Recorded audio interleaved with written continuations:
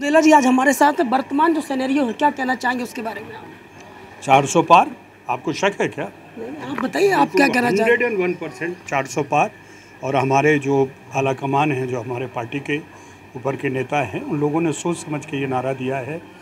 देखिए, हर चीज़ में एक उत्साह और एक उमंग, लेकिन उसके साथ साथ एक सोच काम करती है। पिछले 10 सालों में हमारे प्रधानमंत्री ने, हमारी पार्टी ने जो कुछ दिया है वो अद्भुत है। आपने एक मांग करी थी अलग बुंदेलखंड राज्य बनाने की, तो अभी तक कहाँ तक उस पर पहुँच पाए और नहीं हो पाया, तो क्या रीज़न आप उसका मानते हैं? हमें मालूम था आप ये सवाल बगैर किए मानेंगे नहीं। देखिए, छोटे राज्यों की जो सोच है वो बीजेपी में है। बीजेपी ने 3 राज्य बनाए हैं, लेकिन जो हमें वादा किया, हमारी मांग खत्म नहीं हुई है। हम पार्टी फोरम में रहकर आज भी अलग बुंदेलखंड राज्य, विदर्भ और पूर्वांचल 3 राज्यों की बात कर रहे हैं। लेकिन इस वक्त देश के आगे दूसरी बड़ी बड़ी समस्याएं हैं। आबादी पर कंट्रोल, एक संविधान, एक विधान और एक आपका CCA, ऐसे मुद्दे हैं जो इस देश को खाए जा रहे हैं। भ्रष्टाचार का मुद्दा, तो हम भी चुप हैं कि ये बड़ी बड़ी लड़ाइयाँ ख़त्म हो जाएं। तब हमारी एक छोटी सी लड़ाई है 5 करोड़ बुंदेलखंड वासियों को। जिस जबलपुर में आप खड़े हैं, हमारा बुंदेलखंड इसी जबलपुर से शुरू होता है। इत नर्मदा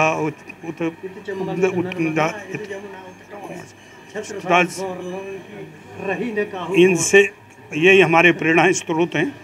तो मैं ये कहता हूँ, 5 करोड़ बुंदेलखंडी आज विस्थापित घूम रहा है।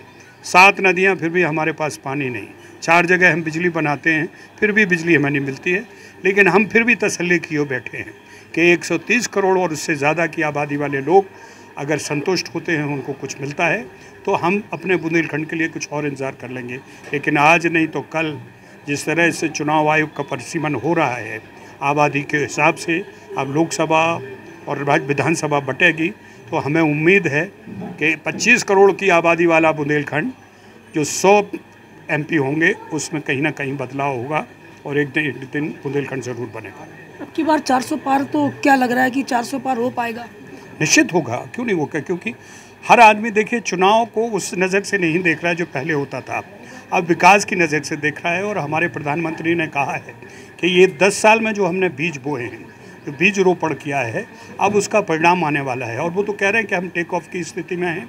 परसों के उन्होंने अपने जो इंटरव्यू है उसमें उन्होंने कहा, मैं अपनी पूरी पार्टी को, पूरे एडमिनिस्ट्रेशन को 100 दिन का काम सौंप के आया हूँ कि चुनाव ख़त्म होते ही, घोषणा होते ही हम 100 दिन के काम में लग जाएंगे। वर्तमान सरकार जो है उसने 100 दिन के कामकाज की हम बात करें, तो कितने संतुष्ट हैं आप लोग उससे? हम 98% संतुष्ट हैं, लेकिन बहुत सारी चीज़ें हैं जो रह गई हैं और उसकी अपनी अपनी वजूहत हैं। कई चीज़ें किसी वजह से नहीं हो पाती हैं, लेकिन उनका होना निश्चित है, क्योंकि हम लोगों ने अपनी मानसिकता बना ली है। ऐसा नहीं है कि हम उनको भूल चुके हैं या उनको गड्ढे में फेंक दिया हो।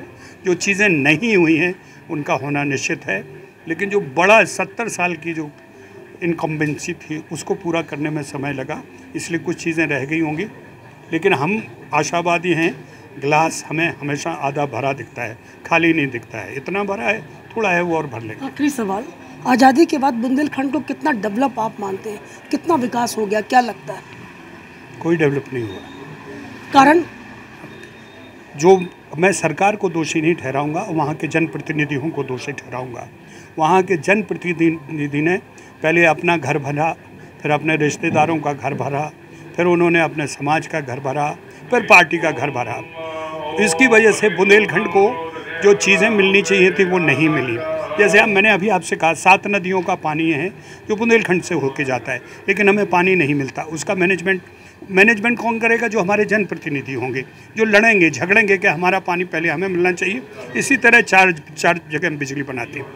इस सब को छोड़िए, खनन जो हो रहा है इस वक्त, बालू का, आपका ग्रेनाइट्स का, आपके जो हरी भरी जो है हाँ, ये सारी की सारी चीज़ें रोक ही नहीं पा रही सरकार। अब जब प्रतिनिधि ही नहीं इसके लिए लड़ेगा तो सरकार कितना करेगी। लेकिन अभी योगी जी ने 4 लेन्स, 2 एयरपोर्ट, 2 मेडिकल और एरिच में जो उन्होंने डिफेंस कॉरिडोर खोला है, उससे मुझे उम्मीद है कि आने वाले समय में बुंदेलखंड का भविष्य सुरक्षित है। लेकिन 100 बीमारियों का एक इलाज, और वो है बुंदेलखंड राज्य। इसके बगैर बुंदेलखंड राज्य की बीमारियां दूर नहीं होंगी। संजय तिवारी के साथ अमित सोनी, पल पल इंडिया, जबलपुर।